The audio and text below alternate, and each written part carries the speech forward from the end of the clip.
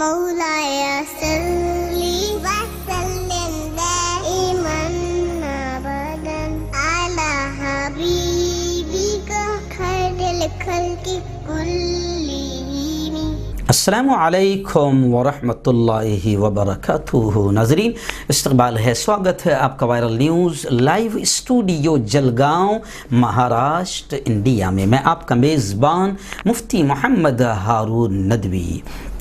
आइए प्यारे मुल्क भारत की बहुत ही अहम बड़ी ख़ास 10 खबरों पर नज़र डालते हैं। जी हाँ नाज़रीन, सबसे पहले मैं अपील करूँगा कि जो साथी नए हैं और अभी तक चैनल से जुड़े नहीं हैं, अगर आप चाहते हो कि आपको मुल्क भारत की और पूरी दुनिया की सही और सच्ची खबरें देखने और सुनने को मिले तो फिर आप इस चैनल से जुड़ जाइए। उसका तरीक़ा ये है कि वीडियो के नीचे एक जगह लाल कलर में सब्सक्राइब लिखा होगा, उसे टच कर दें, वो सफ़ेद हो जाएगा।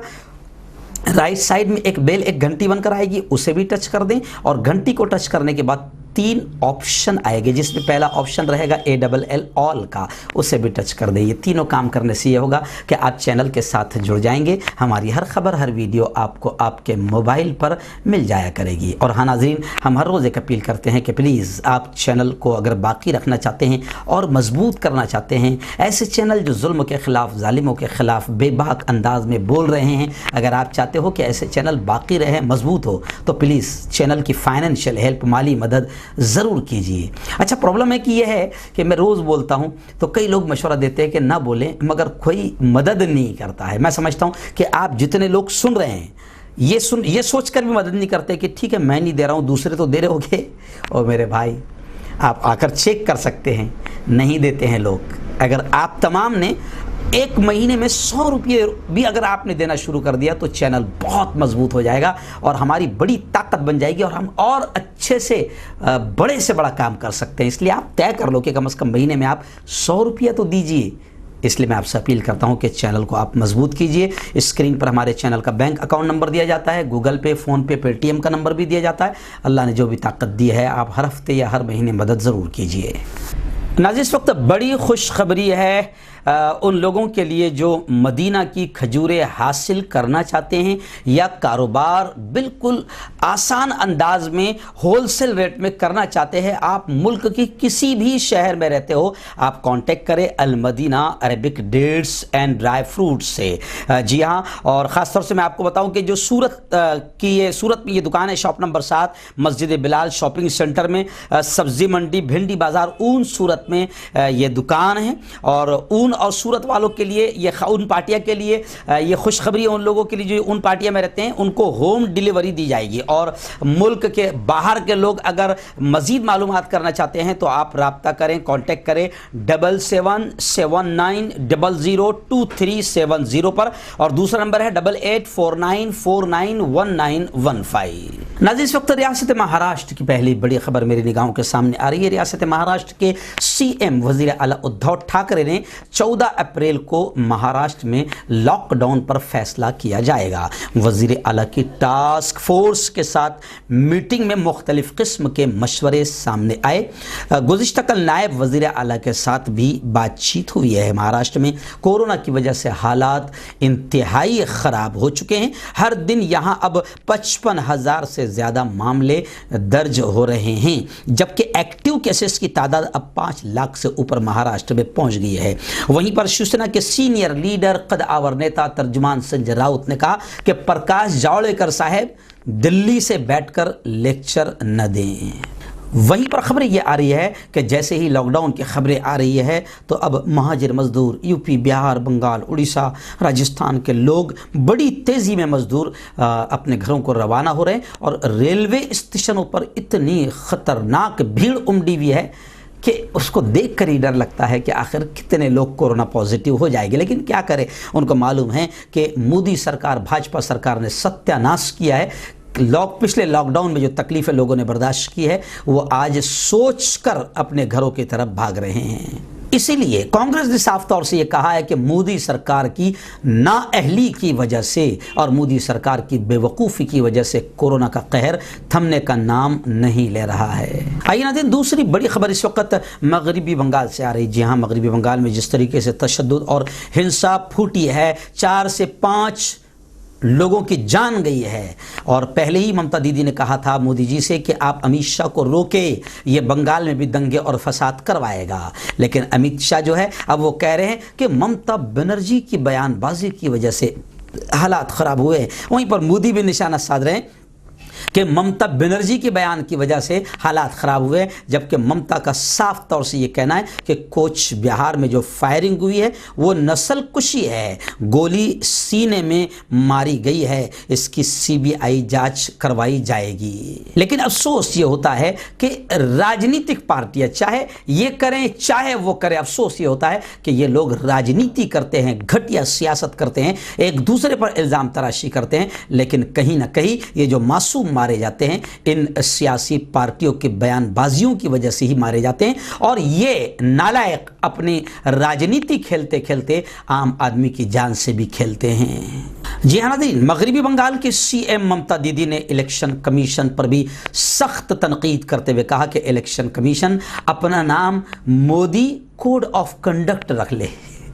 जी हाँ, क्योंकि हम देख रहे हैं कि इलेक्शन कमीशन भी जो है पूरी तरीके से दलाली में लगा हुआ है और गोद में बैठा हुआ है। तो इसी को लेकर ममता दीदी ने कमेंट करते हुए कहा कि इलेक्शन कमीशन अपना नाम बदल ले, और जैसे गोदी मीडिया है ना, जी हाँ, तो वैसे ही अपना नाम वो रख ले कि मोदी कोड ऑफ कंडक्ट। और ममता दीदी ने मजीद ये भी कहा है कि बीजेपी अपनी ताकत का इस्तेमाल कर सकती है, लेकिन इस दुनिया में कोई भी मुझे अपने लोगों के साथ रहने और अपने दुख दर्द बांटने से नहीं रोक सकता। उन्होंने कहा कि कुछ बिहार में 3 दिन तक अपने भाइयों और बहनों से मिलने से रोक सकते हैं, लेकिन चौथे दिन मैं वहाँ जाऊँगी। नाज़रीन, तीसरी बड़ी खबर इस वक्त आ रही है कुरान करीम को लेकर। जी हाँ, आपको मालूम है कि सुप्रीम कोर्ट में गुज़िश्ता कल यानी आज यूँ समझिए कि अर्जी पर समाअत होने वाली है। खबीस मरदूस शैतान सूअर वसीम रिजवी ने जिस तरीके से सुप्रीम कोर्ट में याचिका दाखिल की थी कि कुरान मुक़द्दस की 26 आयतों को हटाया जाए, इसको लेकर मैंने गुज़िश्ता कल भी कहा था कि मुसलमानान हिंद ही नहीं, मुसलमानान आलम का ये कहना है कि किसी कोर्ट को ये अधिकार नहीं है कि वो कुरान करीम के आयतों को हटाने और रखने पर कोई बातचीत करे और समाअत करे। खैर, अभी खबरें भी आ रही है कि अलहाज मोहम्मद सईद नूरी साहब ने कहा कि इंशाअल्लाह सुप्रीम कोर्ट में वसीम मलऊन जलील होगा। कुरान करीम के एक ज़ेरो ज़बर को भी हटाया नहीं जा सकता, और आईन हिंद की रोशनी में सुप्रीम कोर्ट कुरान करीम पर मलऊन वसीम रिजवी की रिट को खारिज करे, इस तरह का बयान मौलाना शहाबुद्दीन रिजवी ने भी कहा है। लेकिन और भी लोगों का साफ तौर से कहना है कि किसी भी तरीके से सुप्रीम कोर्ट को भी इस पर अधिकार नहीं है कि वह कुरान करीम की आयतों पर समाअत करे। वहीं पर वसीम रिजवी के ताल्लुक से ये भी आया है कि शिया वक्फ बोर्ड के चेयरमैन का इंतखाब अब 20 अप्रैल को होगा, और ख़ुद वोटिंग करने वालों में वसीम रिजवी का नाम भी शामिल है। नाज़रीन, इस वक्त जम्मू कश्मीर से बड़ी खबर ये आ रही है कि जम्मू कश्मीर में गुज़िश्ता कल 3 अलग अलग मकामात पर सिक्योरिटी फोर्सेज ने 5 दहशतगर्दों को इनकाउंटर में मार गिराया, जिसमें एक नाबालिग दहशतगर्द भी मुठभेड़ में हलाक हुआ है। खुद सुपुर्दगी के लिए माँ बाप और सिक्योरिटी फोर्सेस की अपील उसने ठुकरा दी। सिक्योरिटी फोर्सेस के जरिए चलाए जा रहे इस ऑपरेशन में मारे गए दहशतगर्दों में एक 14 साल का नाबालिग नाम भी शामिल है। बताया जा रहा है कि नाबालिग तकरीबन 1 हफ्ते से घर से लापता था और इस दौरान वो किसी दहशतगर्द तंजीम में शामिल हो गया था। इतवार को जब शोपियान के हादीपुरा गांव में सिक्योरिटी फोर्सेज और दहशतगर्दों के बीच इनकाउंटर का मामला हुआ, झड़प हुई, तो नाबालिग भी उस दहशतगर्द के ग्रुप में शामिल था। इनकाउंटर के दौरान नाबालिग दहशतगर्द को समझाने और खुद सुपुर्दगी करवाने के लिए सिक्योरिटी फोर्सेस के जरिए काफ़ी कोशिशें की गई। नाबालिग खुद सुपुर्दगी कर दे, इसके लिए जाए वाक़े पर उसके माँ बाप को भी बुलाया गया, लेकिन उसने न माँ बाप की सुनी और न ही सिक्योरिटी फोर्सेस की सुनी। आखिर मुठभेड़ में मारा गया।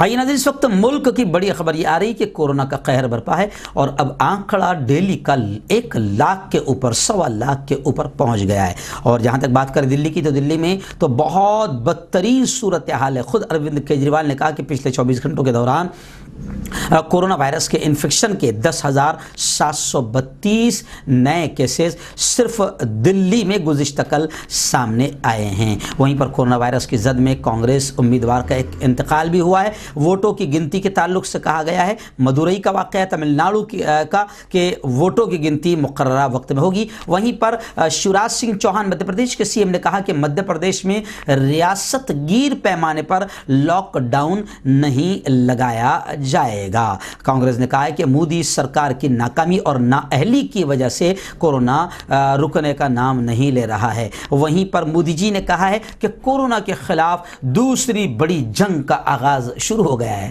पहली जंग ही मुकम्मल नहीं हुई और हजरत ने दूसरी जंग का ऐलान कर दिया है। तो खैर उन्होंने कहा कि दूसरी जंग का आगाज हो गया है और मोदी जी ने कहा है कि टीका उत्सव को कामयाब बनाएं, टीका खूब हर जगह टीका उत्सव को कामयाब बनाया जाए, ऐसी अपील मोदी जी ने की है। लेकिन टीके के ताल्लुक से अभी भी लोग शक और शुबा में मुब्तला है। नाज़रीन, आइए इस वक्त बड़ी खबर आ रही है रेमडेसिविर इंजेक्शन को लेकर। जी हाँ, कोरोना के इन्फेक्शन में ये इंजेक्शन काफ़ी ज़्यादा इस्तेमाल हो रहा है, बल्कि कोरोना के मरीज़ों को ये इंजेक्शन दिया जा रहा है। लेकिन अब इस वक्त खबरें आ रही है कि इसमें खूब काला बाजारी हो रही है और धड़ल्ले से इसका ब्लैक मार्केटिंग ज़ोरों पर शुरू है। नांदेड़ में काला बाजारी, इस वक्त रियासत महाराष्ट्र के नांदेड़ में काला बाजारी उरूज पर है। मजीद एक शख्स को गिरफ्तार किया गया है। वहीं पर खबरें ये भी आ रही है कि रेमडेसिविर के एक्सपोर्ट पर पाबंदी की खबरें आ रही है। मुल्क की मुख्तलिफ रियासतों में वैक्सीन की शदीद किल्लत पाई जा रही है और हाहाकार मची हुई है। पंजाब से भी खबरें आ रही है कि पंजाब में अब वैक्सीनेशन का मामला ये है कि सिर्फ 4 या 5 दिन का कोटा वहां पर भी बचा हुआ है। नाज़रीन, इस वक्त बड़ी खबर आ रही है। जी हाँ, 2 दिन पहले जिस तरीके से रियासत महाराष्ट्र के मालेगांव शहर के तमाम जमातों और तमाम मसालिक के उलमा ने मुत्तफ़क़ा तौर पर यह फ़ैसला लिया कि रमज़ान में हम पूरी तरीके से मस्जिद में जाएंगे, इबादत करेंगे, नमाज़ पढ़ेंगे, तरावी अदा करेंगे। हाँ, हम कोरोना गाइडलाइन का ख्याल रखेंगे, मास्क सैनिटाइज़र का इस्तेमाल करेंगे, लेकिन रमज़ान में किसी भी हाल में कोरोना के लिए लॉकडाउन हमें कबूल नहीं है। तो जिस तरह वहाँ डेयरिंग और जुर्रत व बेबाकी के साथ मालेगांव के तमाम मसालिक के उलमा ने फ़ैसला लिया है, इसको लेकर अब पूरे मुल्क में उनकी सताइश और तारीफ़ हो रही है।